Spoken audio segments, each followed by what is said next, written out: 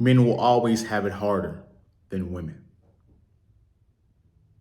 Women often say in this feministic society that they're the ones that struggle. They're the ones that's being oppressed. But in today's video, I'm going to break down why men will always have it harder in any society compared to women. So there's an argument going across the internet that I've noticed that women are complaining about their plight in life and how life is so much harder for them. And they don't realize that the things that they're taught, the things that they believe in when it comes to maybe some feminism and maybe some the two income trap and all these different kinds of different ideologies that they believe in, they're not realizing that those ideologies are making their lives harder than it needs to be. A life of a woman is not nearly as hard as a man. So you hear women saying these delusional things, not realizing that it's their own doing, so to say, or it's the promotion of them wanting to do these things that is causing them to have a harder life. But in actuality, in reality, men will always have it harder. I'm going to give you a few reasons why men will always have it harder when it comes to women. Well, before we get into that, I got to give you guys an intro. There was a 35-year-old woman who did an experiment on becoming a man. She dressed as a man. She did vocal lessons in order to deepen her voice. She worked out her upper body. She mingled around men, and she even dated other women. She was, what you would call a butch, a woman that is the dom. Lesbian woman, that's a dom, they would say, if you know what I'm talking about. So she went on this journey for about a year and a half, and she couldn't take it. A woman that was born a woman, that was trying to be a man, that went on this experiment, she couldn't take it. Because being a man is so hard. And it's a lonely road that most women can never truly fathom. They'll never truly understand it. They're narcissists in their own head, right? They see the benefits of being a man, but they don't really want to be a man. You know what I'm saying? You guys grasp what I'm trying to say? They want to sleep around. You look at feminism, you look at women's ideologies. They don't have an ideology. They just take a man's ideology and just turn the top person into a woman, right? They look at the benefits of a patriarchal society. They see that the men get to sleep with multiple women. So she takes that ideology and says, hey, women should take and have and sleep with multiple men. Not realizing that women have the burden of pregnancy and that women are easily infected with STIs and STDs and urinary tract infections and all these different types of things, right? Yeast infections. So it doesn't make sense to be promiscuous as a woman, just from a biology standpoint. But women are so envious of the good things about being a man that they just take that and use it, not truly understanding the plight of the men or understanding their own dating strategy. Because the men that they're talking about are the top 20% of men. So women don't have an ideology. They just take what a man does and they take the successful men, they try to mimic it. They see a lot of guys get rich. They try to take that and be like, I should be a CEO. I should make an OnlyFans account and make 6 figures a month. You know what I'm saying? Not understanding the ins and outs of that and how hard it is to be a man. So this woman went on this excursion And she couldn't take it after a year and a half, and she deleted herself. And as a matter of fact, there's a quote right here that I want to read to you that she stated in her whole experience, right? Quote, men are suffering. They have different problems than women, but they don't have it better.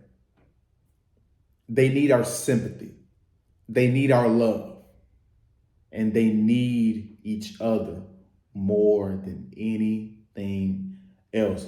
And that leads me to my first point.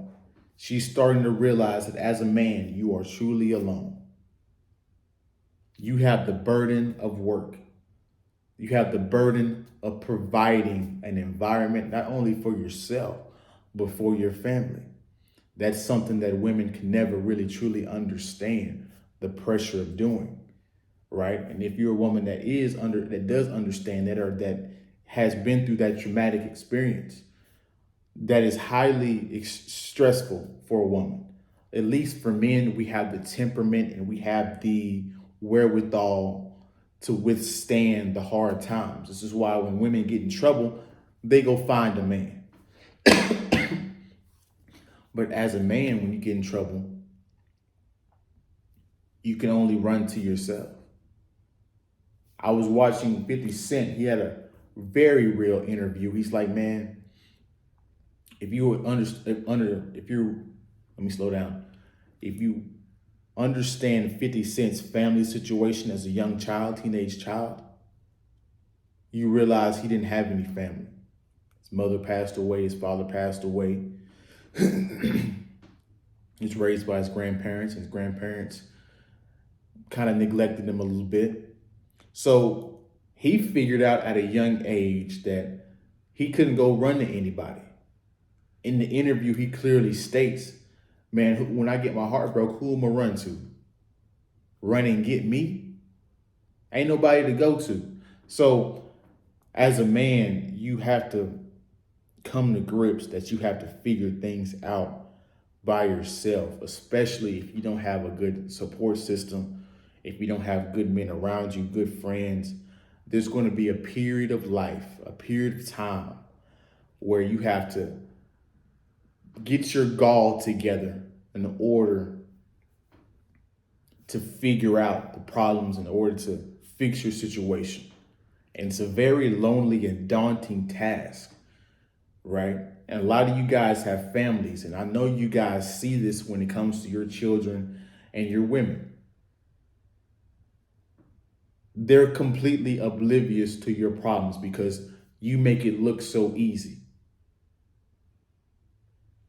You keep those things bottled up inside because once you speak to your woman or you speak to your child, they're not going to understand it because they're not the one living it, right? And oftentimes, and she even mentioned this, that they need each other more than anything else. Men need each other more than anything else. And if you don't have that, life can get very hard and lonely. Which leads to the next thing, your emotionality, your emotions are completely neglected. When you're struggling, when you're crying, when you're complaining about something, all those things are correlated to weakness in women's and children's eyes. When you go out and you stub your toe, people just expect you just to walk it off. And what happens is men get so jaded and men get so mad, or men just acknowledge the fact that nobody gives a shit. So yeah, they just walk it off, not simply because it doesn't hurt, but simply because nobody gives a shit if they're hurting or not. War. This is what makes the argument that women have it harder than men such an idiotic argument. Women don't have to go to war. They don't go to war.